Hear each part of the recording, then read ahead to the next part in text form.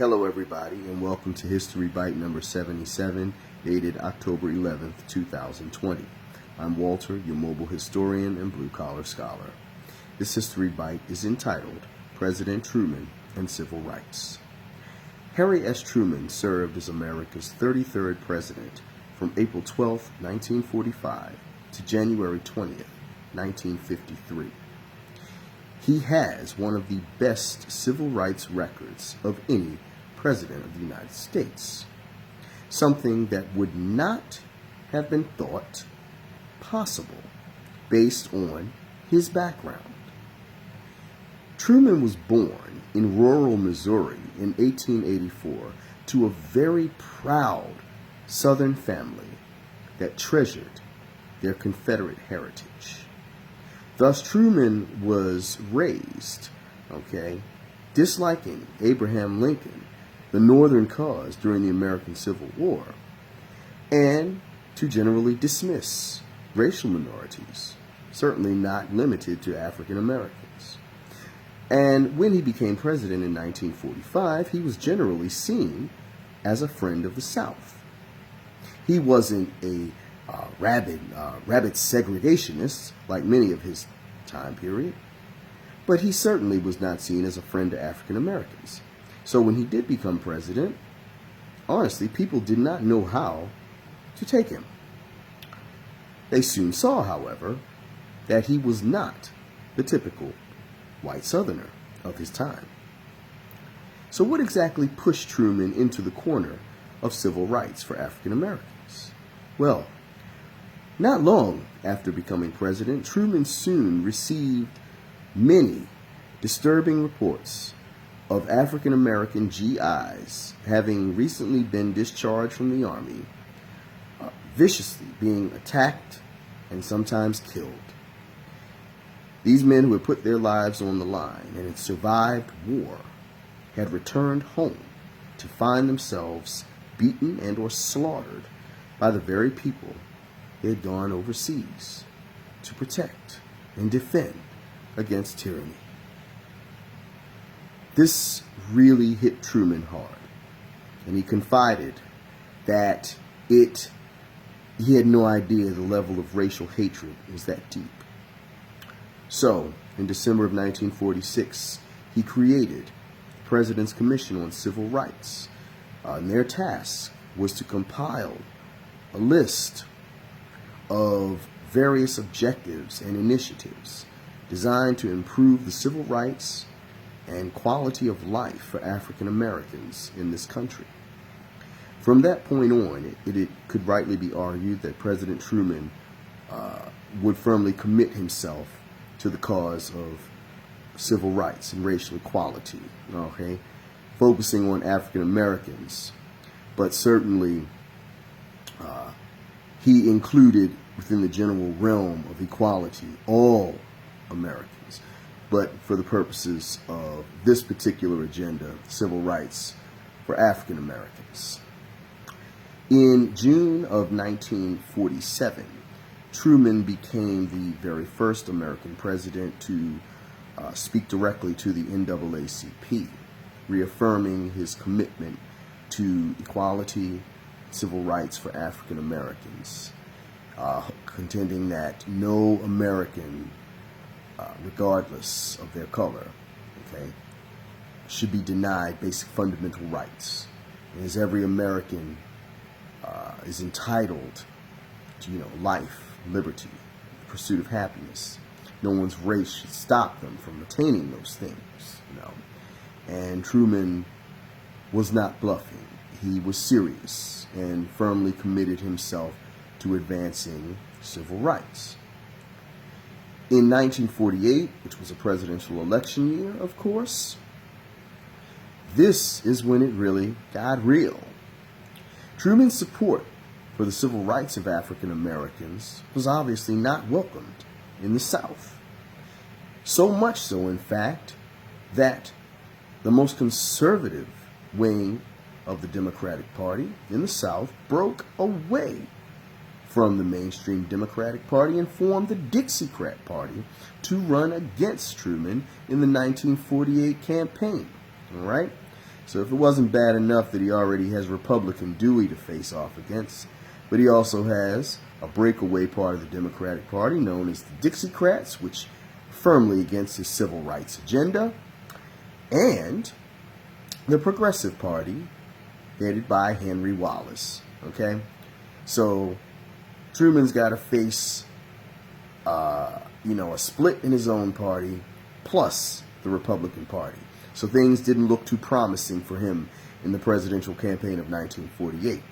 Wisely, he knew that he needed the African American vote if he was to stand a chance, in winning the presidential election. And he followed that path.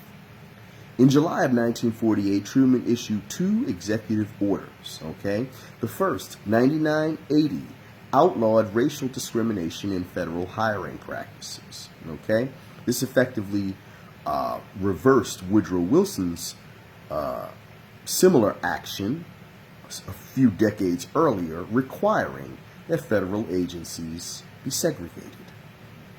And he also issued Executive Order 9981, which wiped out segregation in the United States Armed Forces.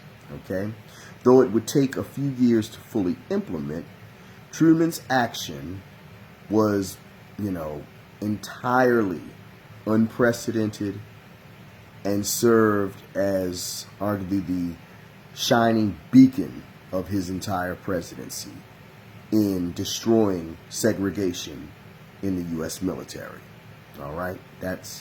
If Truman will be remembered for nothing else, he will be remembered as the president who outlawed segregation in our nation's armed forces. Truman also became the very first American president to actively court the black vote, campaigning in Harlem, New York, then viewed as the unofficial capital of black America. And that action paid off, as African Americans heavily came out and voted for Truman, not only in Harlem and the rest of New York in general, but nationwide. And their support unquestionably propelled him, helped him win victory in the 1948 presidential election, electing him to a whole term in his own right. Of course, from 1945 to 49, he was serving the rest of FDR's term, but in 1948, he won election to a term in his own right. Truman continued to push for the civil rights of African Americans. Stepping back for a second, recall I mentioned the President's Commission on Civil Rights. In October of 1947, they presented him exactly what he had asked for, a long list of initiatives designed to improve the civil rights and equality of African Americans. And he supported each and everything on that list.